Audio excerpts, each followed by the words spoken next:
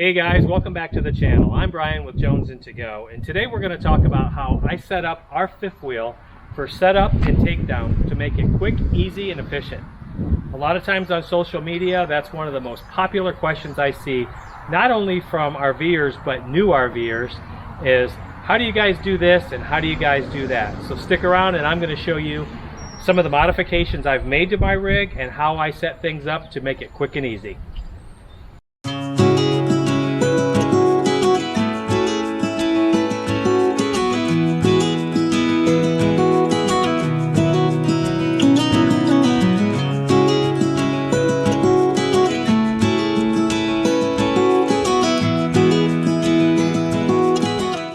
Alright guys, so I'm going to show you how I set up our RV. And first of all, what does RV stand for? Recreational vehicle, right? So what's the first thing you want to get at when you get to where you're going? Get to recreating. And I don't like to spend a whole lot of time on...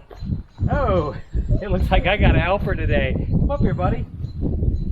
Alright, this is one of our pride and joy. This is Owen, one of our grandsons, and he's going to be our helper today. You ready to help us make this video, buddy? Yeah. So, alright, so back to the recreational vehicle. Obviously, recreating is what we're there for, so we want to get to it as soon as possible. So, I have ours set up so that I can, as soon as I'm unhitched from the truck, it just takes me minutes to get set up and be on our way, whether it be down to the lake fishing or whatever. So the first thing I'm going to do is show you guys, oh, and you want to give me a hand?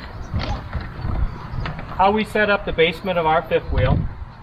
Now we've added a few features to our Montana after we purchased it, and the biggest one that we bought was the pull-out tray from MORryde.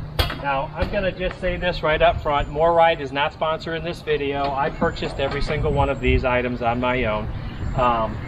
But they do make a lot of products that just make your life easier as an RVer. As you can see, I have my electric 50 amp cord on a reel, as well as our hoses, and then I have set up for our wheel chucks and everything to be right here, so they're easy to grab.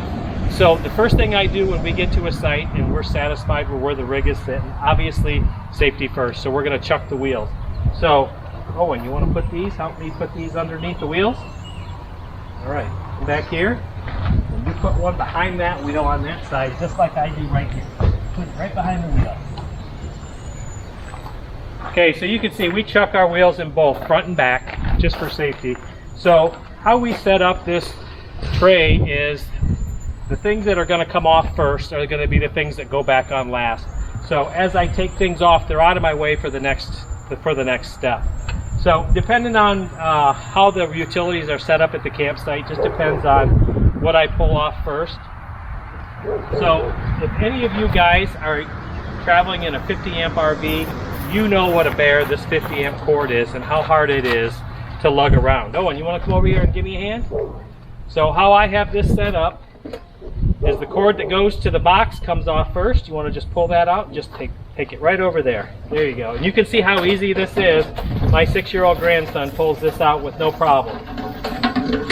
And I'll tell you what, if you guys are traveling with a 50 amp cord, that's good, Owen, right there, buddy. This is going to be your best friend, because on cold days, this thing gets stiff, this gets hard to handle, as heavy as it is and as thick as it is. Now, you might notice that the second thing, one of the first modifications I made was to the end of this cord. From the factory, this came with your typical quarter turn receptacle that has that little plastic nut on it you got to screw on to keep it tight. And I don't know about you guys, but for me, I'm always cross-threading that thing. So when I first started having some trouble with the end of the cord pulling away from, or the jacket pulling away from the cord, I decided to change it. I changed to something that was going to be easy, and that is the smart plug. And you can see how easy in, and it clicks, and that's it. And it comes out just as easy. You press the sides on both sides and out it comes. It's watertight. It fits in there tight every time. If you guys are interested in something like that, in full disclosure, we are affiliates of TechnoRV.com, and that's where I purchased that. So I'll leave an affiliate link down below. If you're interested in something like that, you can click on that. Yes, TechnoRV does give us a small percentage, anything you buy from that link. So that kind of helps keep this channel going, so we appreciate it. If you do decide to buy something from Techno RV, just click that link that I put in the description down below. So that makes hooking up the 50 amp cord quick and easy. The second thing, okay, another really great feature or a really good thing about this reel is when it comes to breaking down. If you've had one of those weekends that's been rainy and muddy and ugly, or you're setting up or taking back down, breaking down in the rain, nice thing is I just keep a rag handy. Once you put this female in there, I just wrap a rag around it and I clean this cord as I'm reeling it up. And you can see, go ahead and just walk towards me, Owen, with the end. It reels up quick, easy, and when you've got it put away, it's already clean for the next use. So that makes that really nice. Again, that's a cord reel from MORryde, and you can get that on their website, or even, I think I bought everything here from Amazon. Okay, I know somebody's gonna ask, so I'm gonna talk about these orange cones. Oh, and you wanna grab those and hold these up for me, buddy? These are basically simple little orange pylons that I bought in the sporting goods section of Walmart. Little kids use them for soccer and things like that. I use them if I'm backing up the rig by myself. I can set those out either where there might be a pivot point where I want to know when my wheels for the fifth wheel get there to start pivoting, or I might put them around a curve. So if I'm backing by myself, I'll use the backup camera and maybe even put these cones out. So these don't take up much space. They're cheap. I think a 4-pack of them was probably less than 10 bucks at Walmart, and they don't take up much space, and they will save you if you get in a pinch and you're backing up your rig by yourself. So that's just another little tip of something to carry on your rig that doesn't take up much space. When it comes to our water hose, you can see we are using the 0G collapsible water hose. It's kind of like a miniature fire hose. If you haven't discovered those yet, go check those out, because as you can see, they make storing these things so easy and so organized. And you can see I have this on a reel, and this is another product from MORryde. And this is a perfect example of how sometimes you can find a product that'll work great for other than its intended use. This is actually MORryde's small electric cord reel. And I just modified it a little bit by adding these bolts in the center of it so I can carry 2 separate hoses. I carry a total of 75 feet of hose just in case, that 25 footer, which works really good in most cases, but sometimes you just fall short. So I carry an extra 50 footer. So, and I'm going to have Owen show you how easy that is to deploy. We wind it up so the first thing to come off when it comes off goes straight to the spigot. So you want to take that over to the spigot, buddy, and I'll tell you when to stop.